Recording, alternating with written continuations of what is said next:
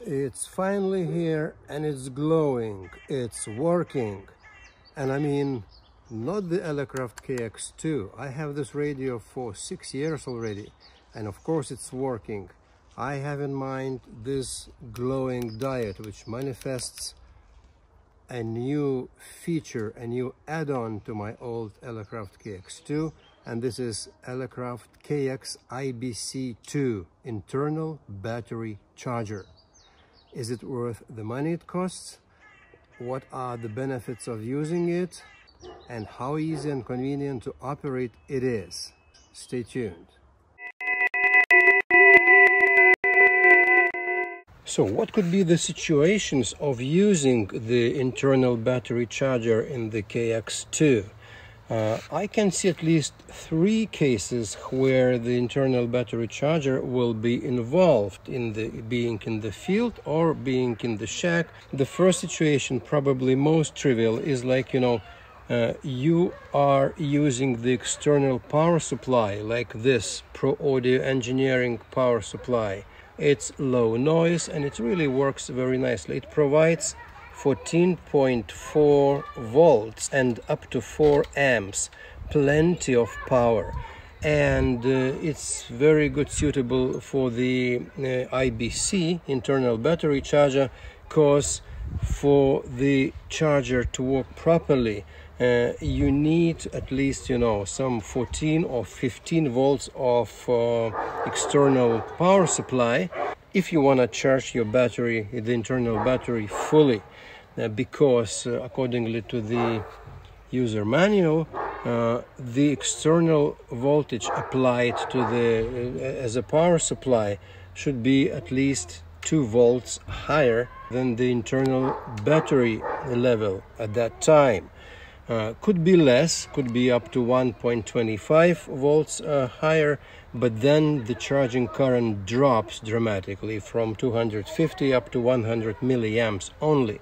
So the first case, you can use the external power supply, or from your more powerful battery like this, my lithium iron phosphate battery, 10 amp hours, and at the moment it's 13.1 volt. You can check the real battery voltage. So now it's 11.8, and you can also check the external power supply voltage. So you see power supply 12.8. It shows a little bit less than it's in the reality because due to the internal diode circuitry. So you can control both the battery level and the external power supply level, which is convenient. You can charge the internal battery in the Elecraft KX2 and feed the radio for receiving and transmitting if your battery provides no less than the combined current needed by the transceiver and needed by the battery. I'm planning to run my solar panel, 50-watt solar panel, and so it's also possible to use it as a power supply. There are some nuances and there are some details. We'll talk about that very soon in this video. The second case I can imagine of using, it's like you have another battery like this. It's a 5 amp hours lithium ion battery, 12.6 volts, let's say 12.3, around that. And what happens if you connect the same type of battery here? And the third situation, what would happen if you connect the external power supply or the external battery pack without the internal battery pack? So would it work? So the first situation, now it's clear with the external battery pack. So how about the solar panel? Solar panel was my dream, to have attached to the KX2 and to have it running from the sun and charging it from the sun at the same time. So how is it possible? Let's see. So this is my 50-watt solar panel connected to a fantastic Jenison charge controller for 12-volt lithium iron phosphate batteries, 13.5 volts under the load.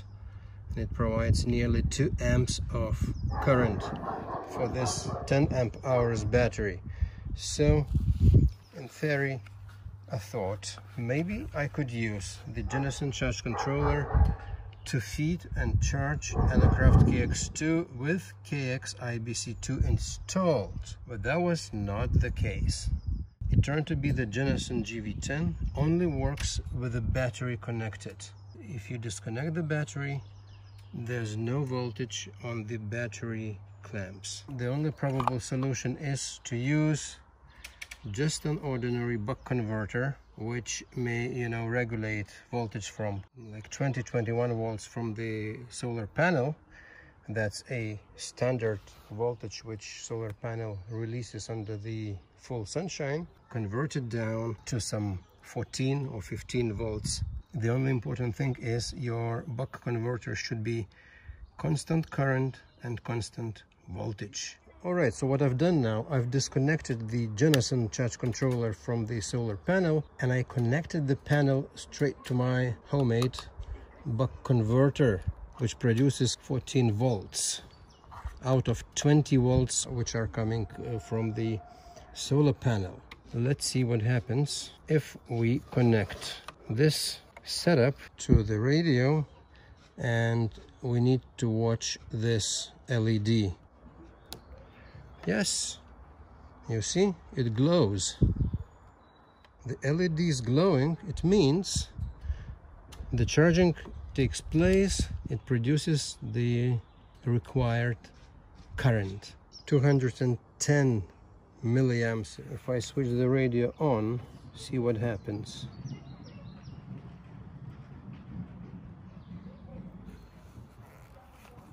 And here we see that the diode is not glowing anymore. Let's reconnect.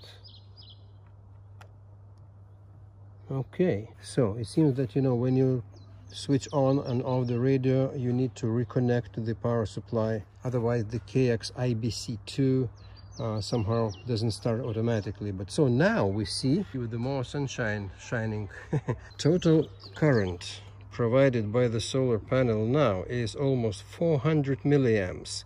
And this is actually enough to run both the charger inside the radio and the radio itself. The buck converter acts as a power supply.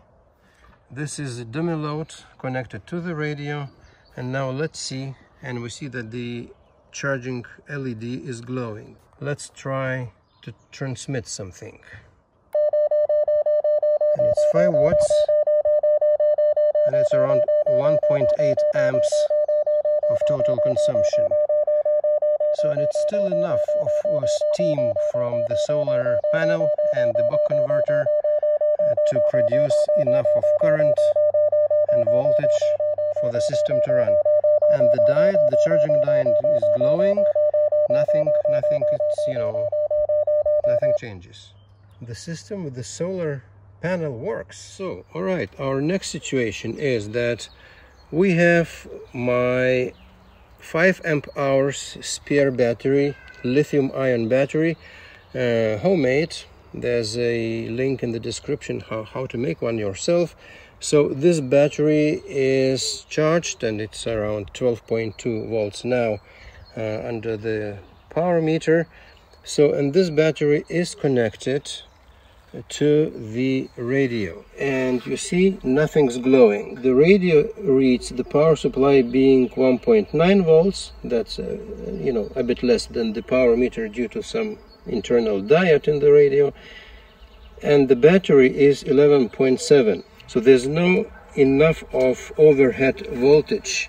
And if you disconnect and you connect again, it blinks shortly and nothing happens. By the way, there is a manual provided with the purchase, so charging doesn't start. LED stays off when external supply is connected. So if the LED briefly blinks, then turns off once when an external supply is connected, it's very likely charging did try to start but immediately terminated. It probably means the external supply voltage is too low or was unable to source enough current. So in this case, current was enough, obviously, but it's not enough of the voltage was too low. So nothing terrible. I mean, the radio will run from the source which is showing the higher voltage. So the power supply is showing the higher voltage. So I think the internal circuitry of this IBC2 charger will choose this power supply to run. My third imaginary situation could be like this. You are in the fields and you suddenly discover that your internal battery pack ran out of steam, and you just, want to take it off and to connect the external battery. Let's say the same lithium-ion battery with the same 12.2 volts of charge, being almost fully charged, and you wanted to connect it just as an external battery pack without the internal battery. What would happen with the internal battery charger? Will it like it? It used to be a very usual procedure before I had the internal battery charger. You take the lid, carefully, and then you take the battery out very carefully too. And here you see the internal battery charger. But first, let's try to connect our power supply without the internal battery and see what happens. And it's okay, you see? The diode is glowing. There's no internal battery, but the diode is glowing. It means the current is flowing from the battery pack into the radio.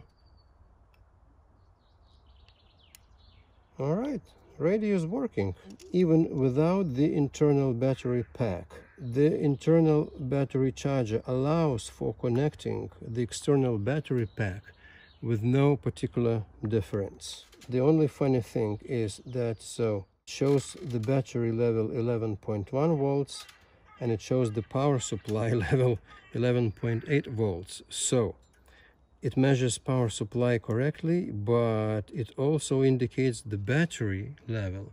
The battery level, and there's no battery, and there's no battery. So maybe it's kind of a bug or something. So experiment number 3, you can easily connect any external power, in the range of defined voltage, to run your radio normally and have the internal battery pack at the same time charged by your other quick charger, so to say.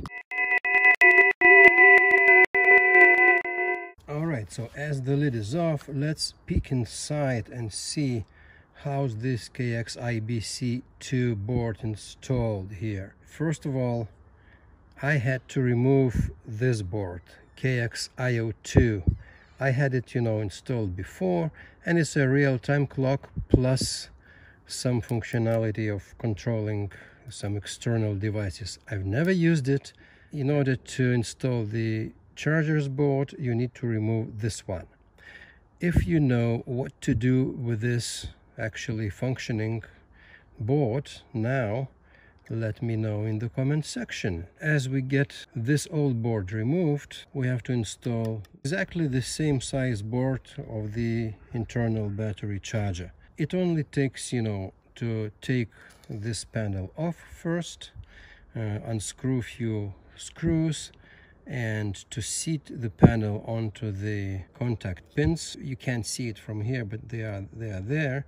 And then the most important part, you have to solder up 2 contacts. These 2 wires are supplied and these 2 pins are supplied with the board, and there are a few socket pins supplied, but I choose the way number 1 described in the user manual. Just while soldering this point, you need to use pretty powerful soldering iron. You put the side panel back on, and that's it. As a bonus to the charger's circuitry, there is a real-time clock also, transferred probably from the previous board.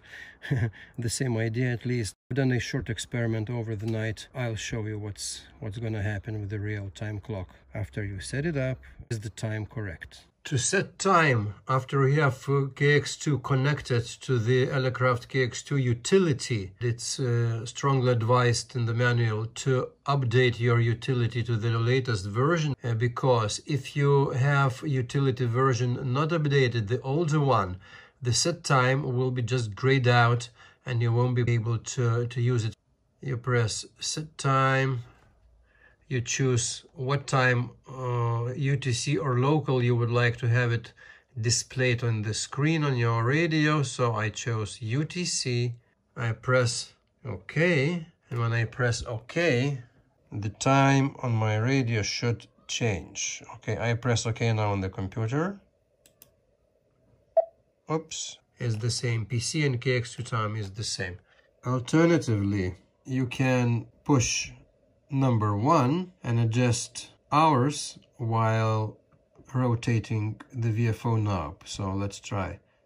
Push 1, it blinked, and now I try to rotate. Yes, and it rotates, and you can change hours manually. You press number 2 and you can adjust minutes. You press number 3 and you can adjust seconds. All right, time set. And now I will switch the radio off and we will see how much will time deviate from what we synced now. That's my radio controlled clock, which also shows exactly the same. Okay, see you tomorrow clock. So some 16 hours later, this is radio controlled precise clock. And here is the KX2. Switch it on and see what time is it now.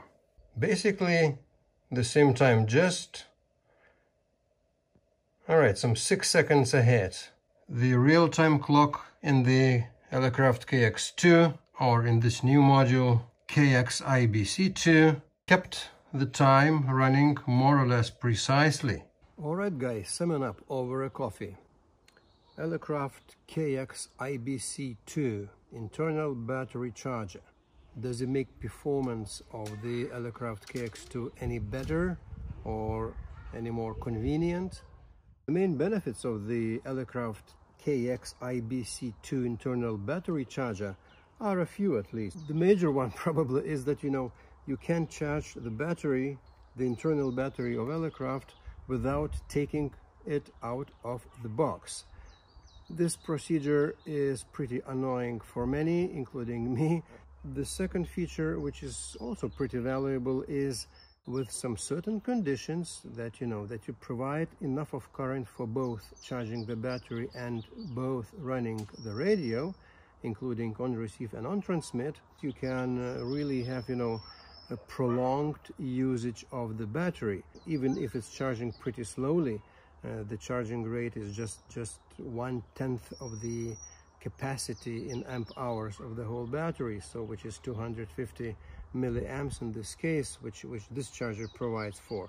But still, you do charge the battery, and if you run for instance the field day for the whole day, I think, and you use the solar panel as a power supply to charge your battery and to run your radio, so then it's okay. Then you can prolong quite substantially the usage of the internal battery. And the third benefit is the real-time clock. If you are in the field day, sometimes you don't have your wristwatch and your mobile phone is busy with filming probably or something like that. It's very good to have handy the real-time clock.